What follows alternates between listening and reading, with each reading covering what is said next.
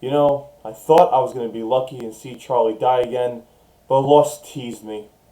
I hate when that happens. Hey everybody, this is Lou on Lost, episode 11, Happily Ever After.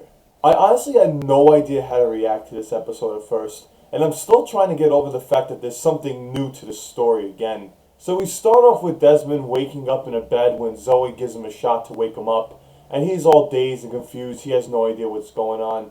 Charles Widmore walks in, he gets a little freaked out, wants to know where Penny is, and Charles Widmore lets Desmond know that he's not in the hospital anymore and that he's on the island. Desmond, extremely pissed off, takes the lamp right next to him and beats Widmore over the head a couple of times with it.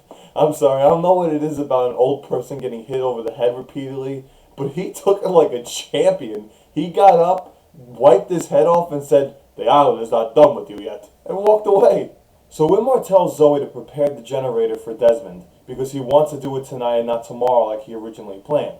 So as they're getting this thing ready, they find out that it's not working properly. They send one of their assistants down to go check if there's a circuit loose of some kind, and they wind up getting it up and frying him. I bet Hurley would have nommed on him like there was no tomorrow. Alright, you know what? That was really mean of me. I'm sorry. I like Hurley. I apologize. So Widmore sees that his assistant is dead lying there on the floor. He doesn't care, says get him out of there, throws in Desmond, and tells Desmond that he has to do this and that this is the purpose he has for the island. And they turn on the generators and you just see Desmond there standing in front of these things that are lighting up.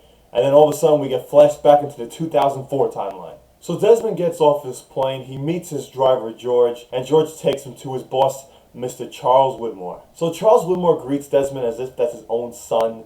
He goes, gives him a nice hug, is so happy that he came to Los Angeles. And actually, it's a little weird to see him do that considering all the history they had between the two. So Charles Widmore wants Desmond to do this one thing for him. He wants him to gather this rocker from this band called Drive Shaft and drive him over to his wife, Eloise Hawkins' charity event that she's putting up.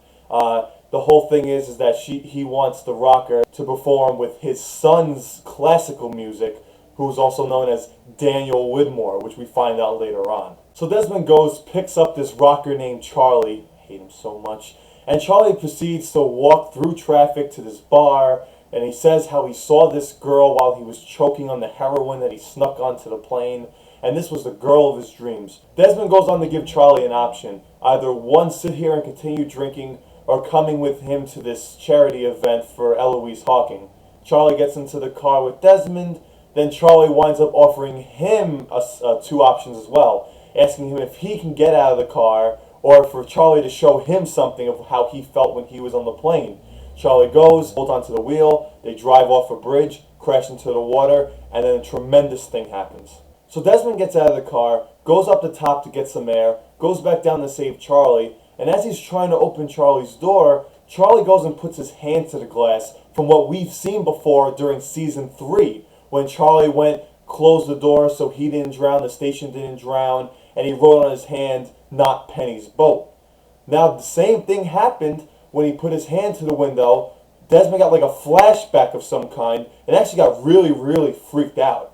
Now the two things that I noticed from when Charlie put his hand on the window was did Charlie put his hand on the window because he knew if he did, Desmond would get a flashback of some kind? Or did he do that because he was saying goodbye to Desmond as if, like, I'm going to go see my girl now? So Desmond and Charlie are now in the hospital. Desmond's tests seem to be okay. They want to give him a CAT scan just in case. And while Desmond's in this CAT scan, he sees like a flashback of some kind or flash forward. And then he sees that there's this girl. And this beautiful girl, he seems to be in love with this girl. He starts to panic, gets out of the room, and he says he has to find this guy, Charlie, who he got into the car accident with. So Desmond goes to the front counter, asks where Charlie's room is. They said they can't give it out to him because he's not family. And then he actually sees Jack. He approaches Jack, says, "Hey, you know what? You were on the plane with me, brother." And then Jack's like, "Oh yeah, I remember you, Desmond." They talk, and then he wants to know where Charlie's room is. As he says that, he sees Charlie running in his hospital outfit down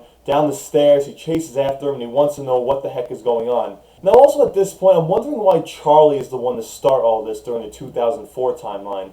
I wonder if it's because he's dead already, and he was one of the main passengers on Flight 815. Because, him and Daniel Faraday are the only ones who feel it right now, and they're dead in the 2007 timeline. I'm curious about that. So Charlie lets Desmond know that he should go find this girl Penny, because that's what Charlie, I think, is planning on doing, going to find this blonde-haired chick, which we know is Claire.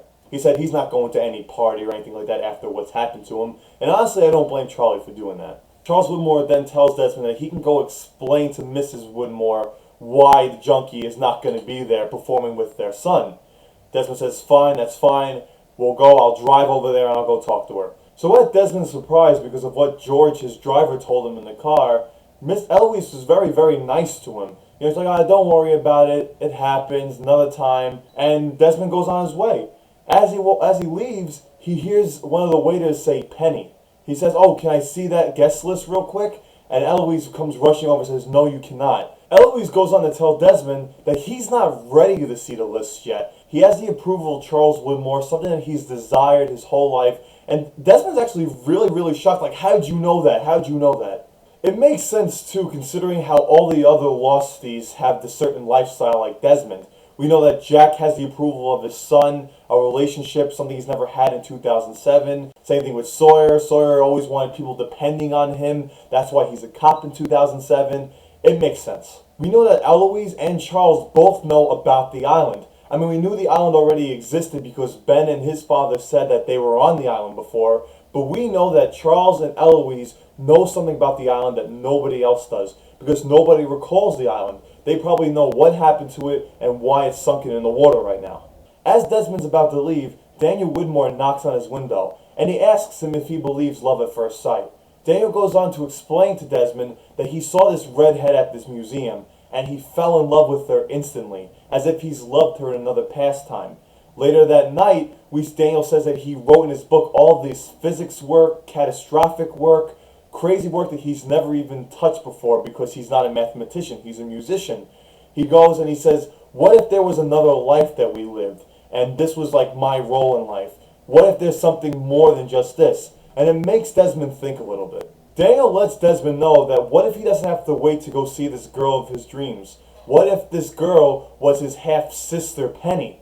Desmond's like a little freaked out, and Daniel lets Desmond know that he'll let her go see her, that he doesn't have to wait.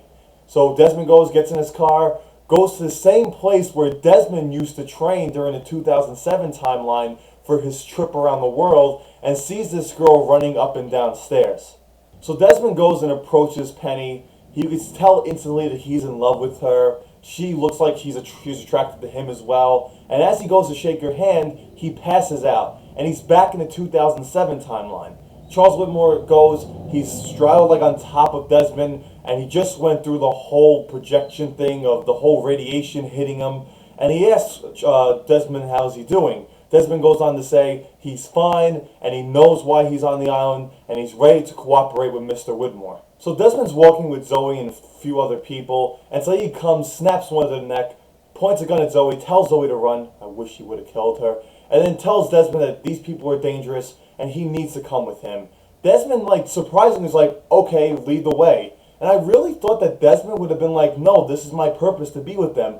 But it seems like Desmond's brain might have gotten a little fried from it. I don't know, that's what I'm thinking at least. So Desmond gets up from fainting in front of Penny in the 2007 timeline. Penny says, oh, you okay? Desmond's like, oh yeah, I guess you have an effect on me. She's a little flattered by how charming he is. He asks if he wants to go get a coffee. She says, sure, give me about an hour. And he's really, really excited. He gets in his limo and asks George if he can do him a favor and get the manifest for all the passengers that were on the flight from Sydney to LAX. Desmond goes on to tell George that he just wants to show them something. And what I'm thinking is that he's going to try to get them to show everybody how he feels and how there might actually be another timeline of some kind.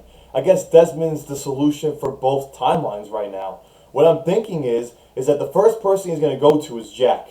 He's going to try to show Jack what he sees, and Jack is going to see Kate. And he's going to say, I love this girl Kate. And then it's just going to be one big chain. They're going to gather up everybody who was on the flight, and then you know what's going to happen? The island is going to somehow reappear, and the two timelines are going to come together. That's what I think, at least.